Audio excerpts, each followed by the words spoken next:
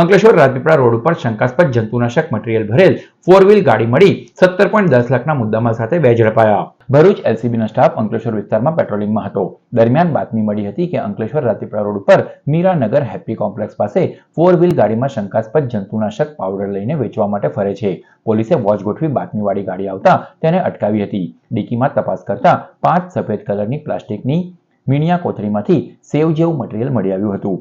જીઆઈડીસીમાં Deccan colony Pashupatinath મંદિરની બાજુમાં રહેતો ચેતનકુમાર ઘોડાસરાનો પકડી તેને પૂછપરછ કરતા આ મટીરીયલ પારસ હીરપરા પાસેથી ખરીદ્યું હોવાનું જાણવા મળતા પોલીસે કેમાતુર ચોકડી સ્થિત જેપી પેસ્ટિસાઇડ્સ ખાતે પહોંચી તપાસ કરતા મટીરીયલ ઉલાલા ફ્લોનિસિક માઇન હોવાનું જાણવા મળ્યું હતું.